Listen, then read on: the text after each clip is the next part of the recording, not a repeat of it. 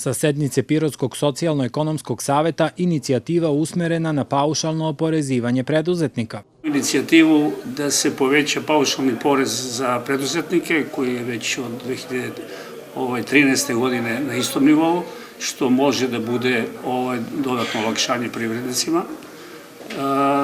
Inicijativa Unije poslodavaca i postoji za povećanje transfera prema opštini, zato što lokalna zajednica privredna izdvaja ogroman novac, a mislimo da se dovoljno ne vraća u budžet opštine. To su veoma konkretne stvari.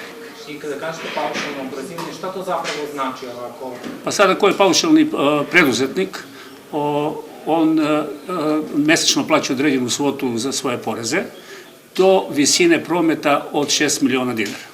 Ukoliko pređe taj promet od 6 miliona dinara, onda on mora da vodi knjige. Ako pređe 8 miliona, onda ulazi u sistem PDV-a. Mi sad smo voleli da naša inicijativa prođe i da tih 6 miliona bude 8, a 8 da bude 10, tako da povećamo za 20%.